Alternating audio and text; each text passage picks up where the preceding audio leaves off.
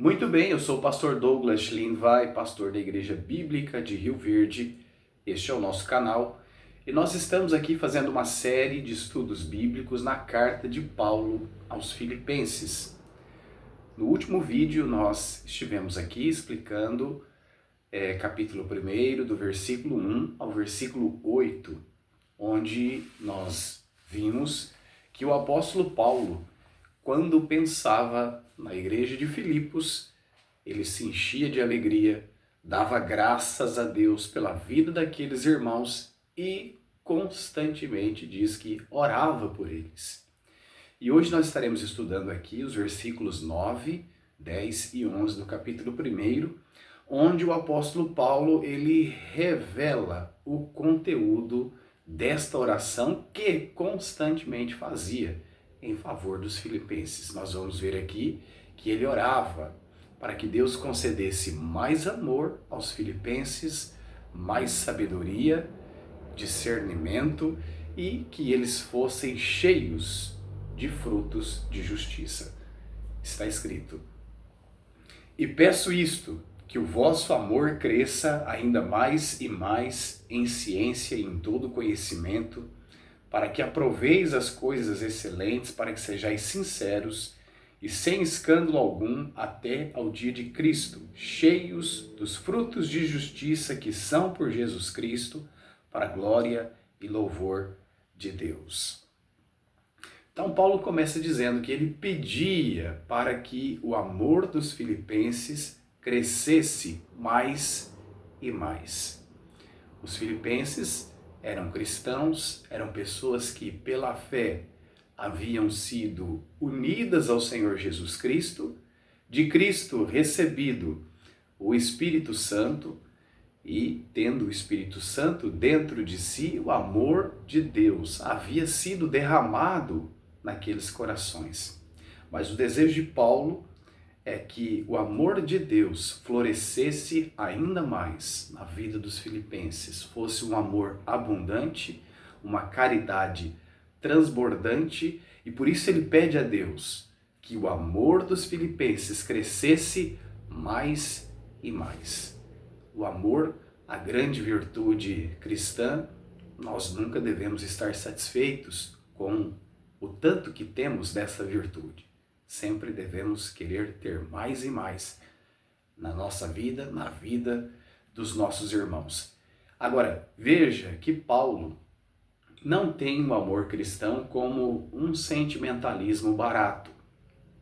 Uma vez que ele diz que esse amor ele deve crescer mais e mais em ciência e em todo conhecimento. A palavra ciência aqui significa sabedoria, entendimento.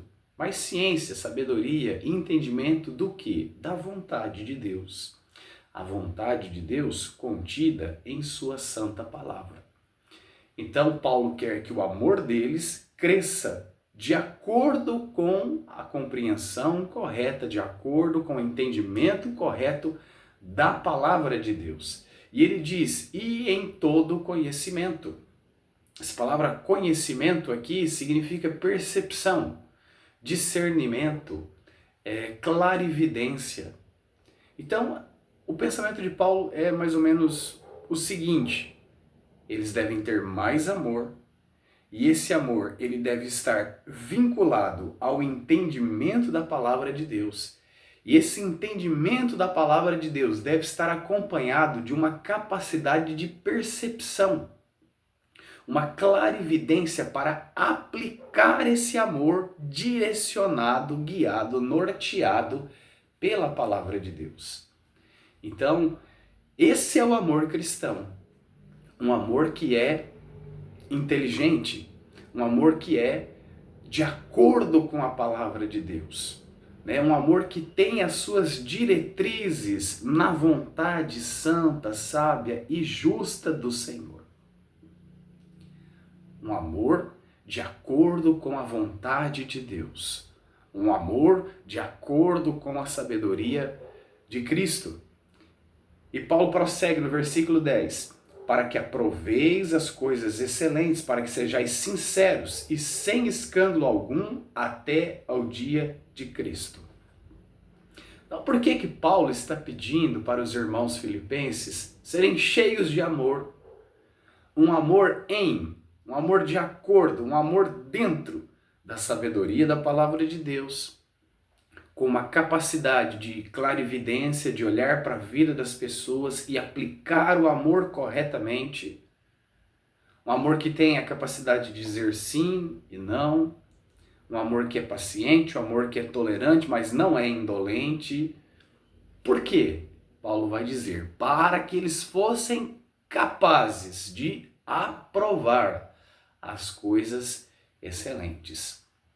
Coisas excelentes aqui significa coisas superiores, coisas melhores, coisas boas, coisas importantes. Então, o que Paulo tem em vista aqui é que os filipenses tivessem a capacidade de distinguir entre o que é bom e o que é mal, entre o que é ruim e o que é melhor, entre o que é insignificante e o que é importante. Por isso ele diz, para que aproveis as coisas excelentes, para que aproveis as coisas superiores. Essa palavra aproveis, ela vem do mundo comercial. Naqueles dias, a boa parte do dinheiro eram moedas de metais nobres, e já haviam os farsantes, né? Sempre eles estiveram presentes nesse mundo. Então o que o pessoal fazia? Pegava um metal vil, de valor insignificante, e só ia lá e passava um pouquinho de prata, um pouquinho de ouro. A pessoa olhava assim e pensava, bom, é uma moeda de prata, é uma moeda de ouro.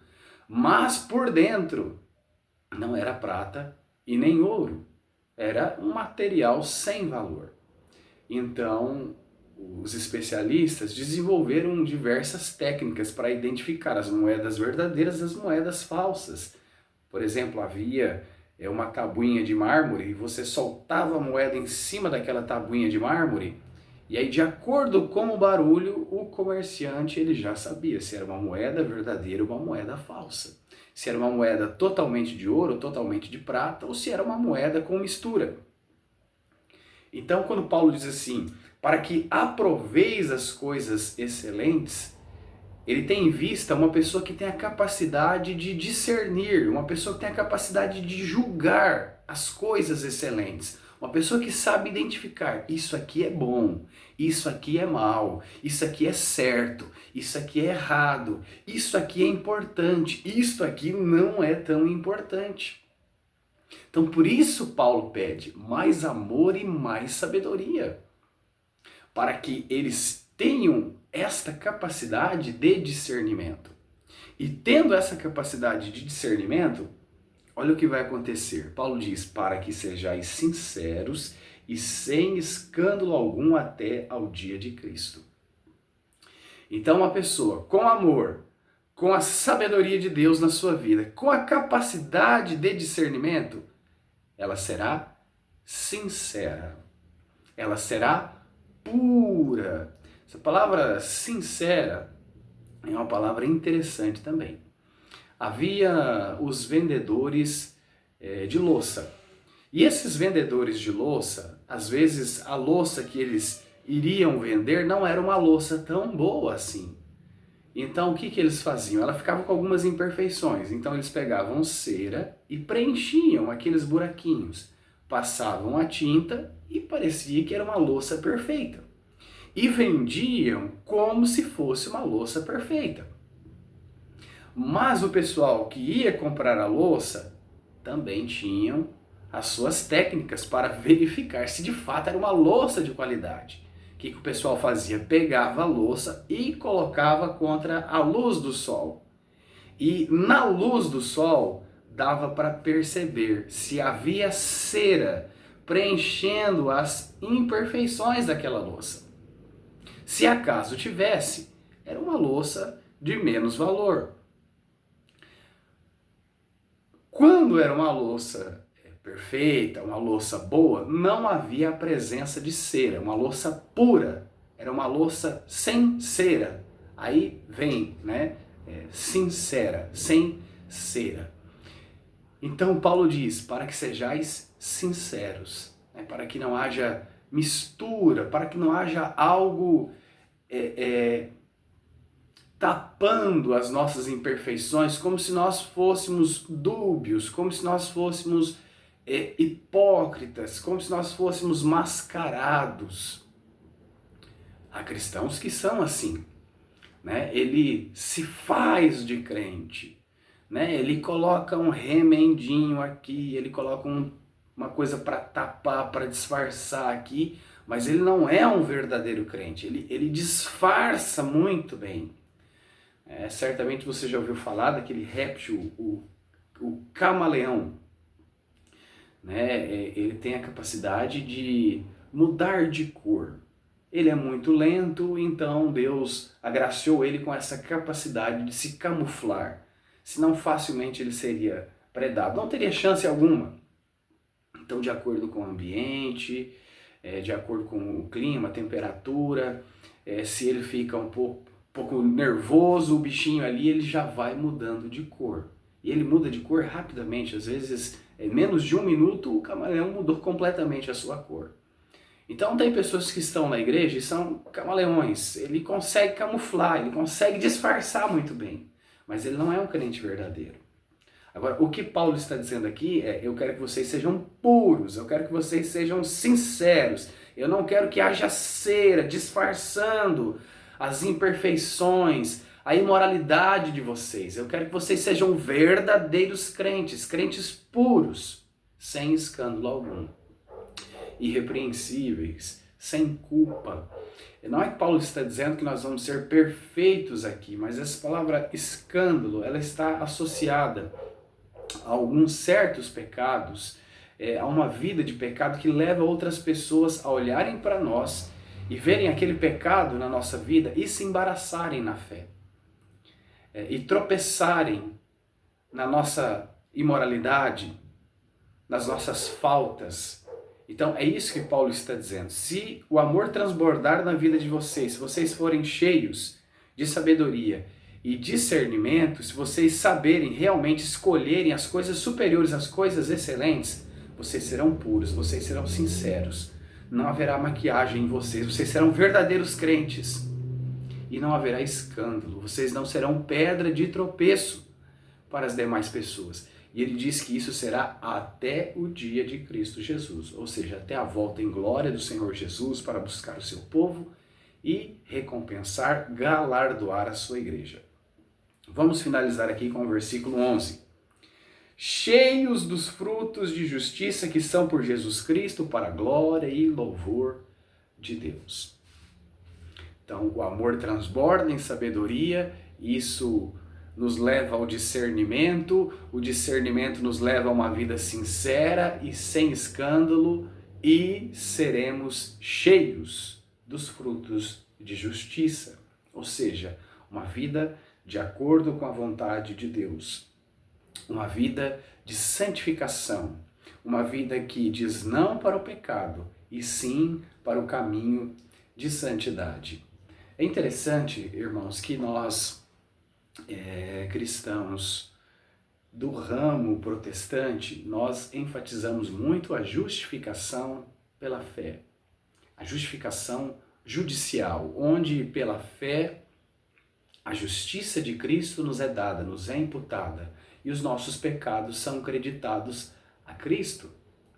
E nessa transição do Senhor, onde recebemos a justiça dele e concedemos a ele os nossos pecados, nós somos declarados justos por Deus. Então, judicialmente, nós estamos justificados. Deus nos tem como justos, porque a justiça de Cristo nos é dada. A justiça de Cristo nos é imputada.